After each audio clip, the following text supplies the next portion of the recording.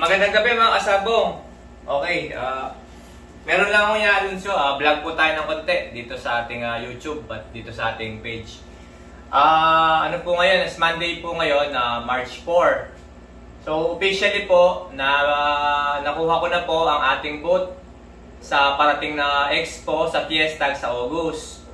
Okay, bali po, booth number 127 po tayo. Sa bandang kanan po siya, pagpasok nyo sa entrance, sa SMX Convention Center o SMX Mall of Asia po yun. Okay, August 16, 17 at 18 po. Okay, 3 days po yun. Ngayon, sabi ko nga po sa mga naunang vlog ko, yung pinakabata po na dadalhin namin is 3 months, which is mapipisa po sila ng May.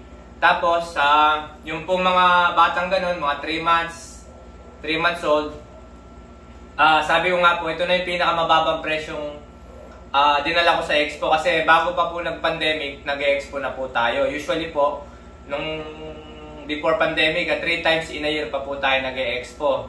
Nagkakaroon po kami sa IGF, yan sa Fiesta at saka sa World Game Paul Expo. Yun po yung ano namin, yun po yung mga dinadala namin sa bawat taon noon. Tapos, noon po, usually talaga, 2 booth pa ako, lagi rin pong sold out. Kahit hindi pa po tayo ganun kakilala noon. Ngayon po, yung mga linyada po ngayon, of course, syempre, mas magaling pa po. Yan po yung lagi kong pinag-uhusayan ng pagbibreed dito ng mga linyada, winning bloodline, maganda pong ugali, cutting ability, at saka po yung, syempre, yung pong, kumbaga sa humahaba ang panalo, yung po lagi namin binibreed dito. Kaya po, multiple winner po yung ating mga manok, no? Okay, so meron po dyan, of course, meron po lagi tayong dadalhin na full-grown stags na, fully developed stags, tsaka pulit. So maliban pa po doon sa mga pinakabatang 3 months old. Okay, guys, kita-kita po tayo. Tatandaan nyo po, sa Fiesta August 16, 17, and 18. Okay, booth number 127 for Lines Game Farm. Nandun po ako. And hopefully po, lahat ng manok na dadaling ko doon ay personal ko rin pong may aabot sa bawat klienting paparon. Dahil yung iba po dyan ay karamihan po, nga po pala, makikipagunahan po kayo, lalo na po doon sa maliliit. Kasi month of July po ay tatanggap na ako ng advance payment. Yung pong mga manok, kahit po hindi kayo makarating ng expo, pwede po natin ipasa yan sa mga shipper, kagaya po ni Anthony Asuelo na shipper ko, na pwede pong pick upin doon. Pipick upin po siya sa export, sila na pong bahala mag-ship sa inyo. Ang bayad po, pwedeng sa kanila nyo na din po bayaran at hindi po talaga sa amin ang shipping pag regarding sa mga manok. Although, kahit po nagre-recommenda ako ng shipper na ganyan, kahit po wala kami kinikita sa mga shipper na yan, mga nire-recommenda ko, ang 100% guaranteed po, just in case po may mangyaring hindi maganda sa manok, sa pangangalaga po ng shipper, 100% po pinapalitan ko kagad as soon as possible. Yan po. Bali, wala na po kayong pag-aalala regarding sa mga ship na ganyan. Tapos, ayun nga po, advance payment po yung iba dyan. Talagang July pa po, makikipagunahan na kayo. At lilista po yan, karamihan po yan, pipikapin na lang sa August. So, yun naman po darating sa expo, ay di maraming salamat po. At ako po nandun, lahat po ng katanungan nyo, masasagot po yung mga bloodline natin, masasagot ko yung pong mga style nila, yung pong mga talent nila, kung saan sila magaling, yan pong masasagot ko lagi sa inyo. Tsaka po yung mga konting problema nyo sa manukan, baka po may tulong din ako. Puntahan nyo lang po ako doon sa aking booth. Maraming salamat po. Ngayon, kanina po naglaban kami. 3 stags nga lang po yun.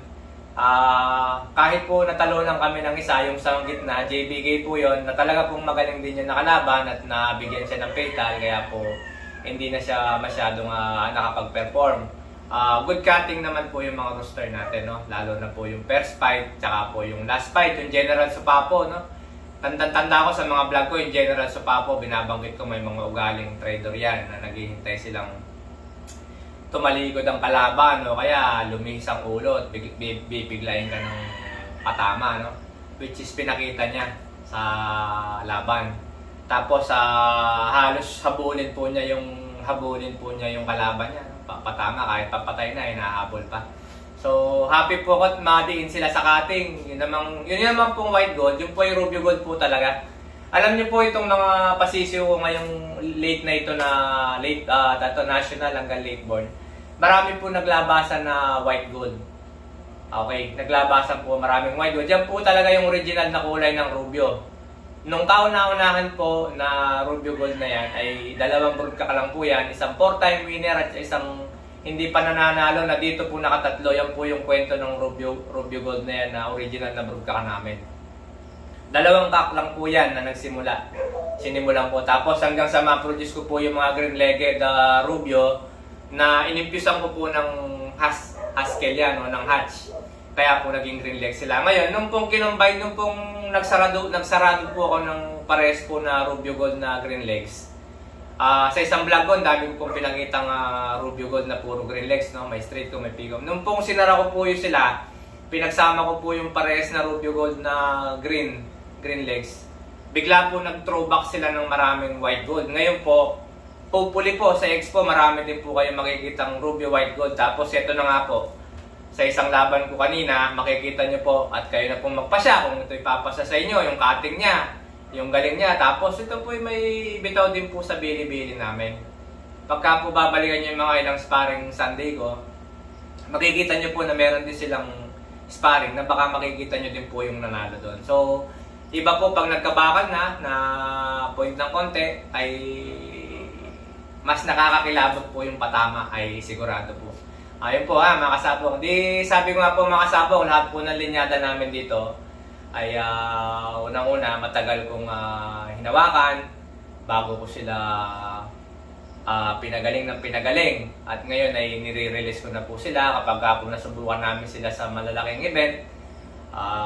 Nakita namin sila pag may bakal na, nakita namin silang manalo pag may bakal na. Doon namin napatunayan na hindi lang sa bitaw magaling, hindi lang sa nakikita ng mata ay nananalo po ng malinis lagi, nagbibilang po ng panalo. Diyan ko na po sinishare ko na po lahat sa inyo. Okay, so kami naman po dito, parang cycle lang sa isang taon, sunod-sunod lang po, magbibreed kami ngayon, magpapabanded, lalaban, ibebenta. Kahit po yung nanalo, mabibili nyo po, basta nasa tamang presyo lang po, wag lang po tayong babaratin. Salamat po. Salamat po ha. Basta sabi ko lang po, para sa akin mga backyard na low budget, lagi pong may nakalaang medyo mura para sa inyo. Okay, wag lang pong babaratin yung sobrang alam nyo naman na hindi dapat baratin kasi nagbilang na siya ng panalo, wala namang problema. Yung po mga ganong klaseng manok. So kung gusto nyo pong maka-acquire, ako na po nakikiusap sa inyo, yun lang po kaya ng budget nyo. Sisikapin po namin mabigyan kayo. Ito sa kaya lang ng budget nyo. Para po hindi tayo nagiging makulit. Okay, maraming salamat po. Aasahan ko po kayo sa Expo. By July pa lang po, July 1, magkakaroon na po akong listahan. Yung mga full paid at ang order nila, isilista na po yan. Tapos, ang mga shipper, kayo na pong kumuha. Kung may shipper kayo, pwede rin po. Kung may shipper kayo, sa inyo na po. Sila din naman ang babayaran nyo. Kung mas mura ang singil na shipper nyo, pwede rin po yun. Pipick upin na lang po sa Expo. At yun naman po makakarating, edi sabi nga po, maraming salamat po kung makakarating kayo at nandun po ako. At makakapag-picture tayo at personal nyo akong makikita doon. At ako po talagang hindi lang sa Manok Hudson. Pagdating po sa kliyente, ubusan ng boses eh. Mauubos po talagang boses ko sa kakakwento at kakausap po sa lahat ng ating dapat pag-usapan.